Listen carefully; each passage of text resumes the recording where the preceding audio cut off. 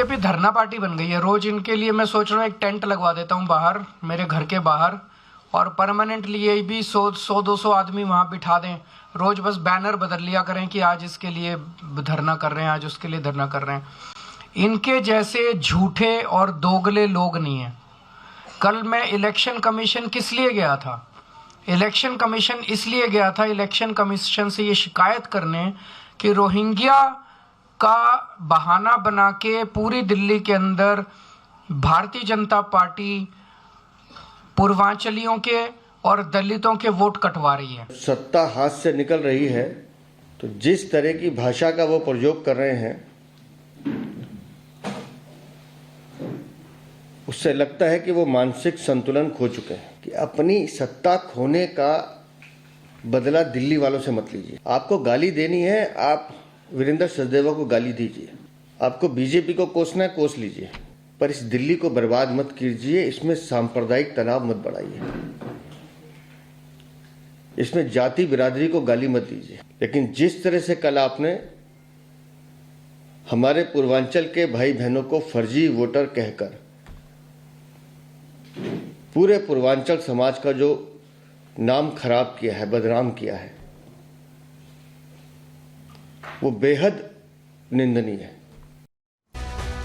तो सुन रहे हैं आप, वार पलटवार तो चल रहा है, लेकिन 15 ऐसी सीटें जहां सीधा असर है। कहां कहां कौन कौन सी सीटें चली, जल्दी से आपको बता देते हैं। करावल नगर, इसके अलावा बुराड़ी में भी यहां पर पूर्वांचली वोटर्स यहां पर निर्णायक है। पटपड़गंज की बात करें, लक्ष्मी नगर की बात करें, ये वो इलाके हैं जहां सबसे ज्यादा असर हो सकता है। उत्तम नगर, मॉडल टाउन, बदरपुर और पालम में भी यहाँ पूर्वांचली वोटर निर्णायक है। इसके अलावा द्वारका, विकासपुरी, राजेंद्र नगर और देवली भी ये वो सीट है जो असर दे सकती है। और ऐसे में इस पर खासी निगाहें, इस पर खासा ध्यान यहाँ पर तमाम पार्टियों का है। आम आदमी पार्टी समेत बीजेपी और कांग्रेस भी इस पर निगाह टिकाए हुए, क्योंकि पूर्वांचली वोटर्स इस बार किंग मेकर की भूमिका में हैं। और ऐसे में अगर ये खिसकते हैं, ये दरकते हैं, ये कहीं ना कहीं दामन छुड़ा लेते हैं, तो कहीं हार ना हो जाए, इसी की टेंशन सियासी दलों को यहां पर परेशान कर रही है। रिपोर्ट देखिए। वोट बनवा रहे हैं।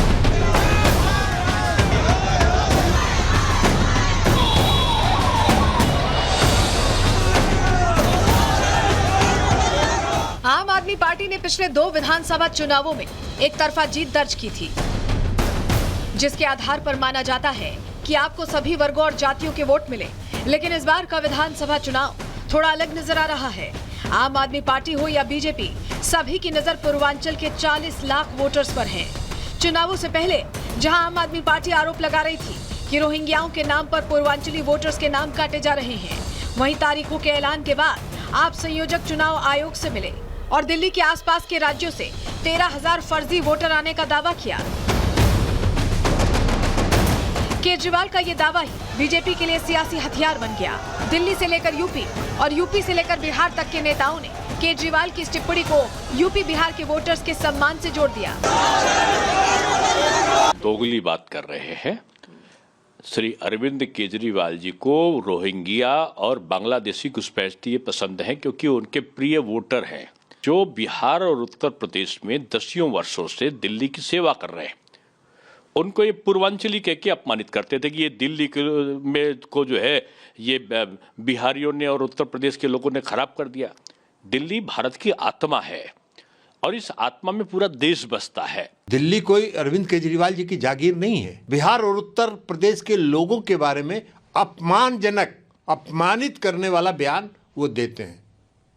बिहार और यूपी के लोग अपने सम्मान और स्वाभिमान के साथ जीते हैं। और अभी जो ताजा उन्होंने जो बिहार और उत्तर प्रदेश के लोगों के बारे में जो कुछ भी कहा है, ये साफ दर्शाता है कि वो उनका कोई पूर्वांचल से कोई मतलब नहीं है। बीजेपी और उसके सहयोगी दल आम आदमी पार्टी पर हमलावर हुए तो सीएम आतिशी खुद सामने आई।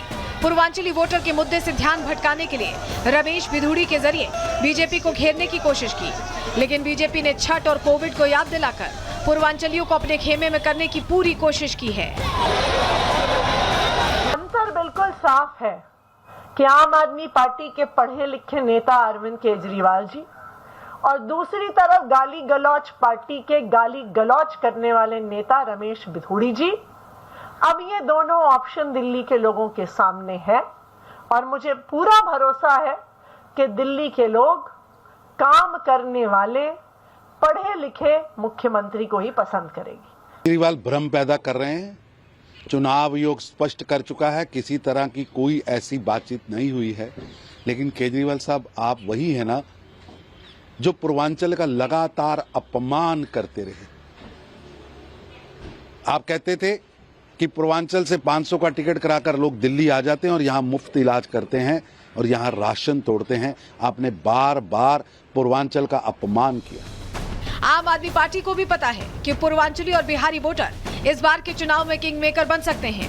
यही वजह है कि आम आदमी पार्टी के अलग अलग नेता दिन में कई बार प्रेस कॉन्फ्रेंस कर रहे हैं और पूर्वांचली वोटर्स के अपमान के मुद्दे से ध्यान दूसरी ओर खींचना चाहते हैं। लेकिन बीजेपी ने अपने उन नेताओं को आगे कर दिया है जो इस वोट बैंक पर अच्छी पकड़ रखते हैं।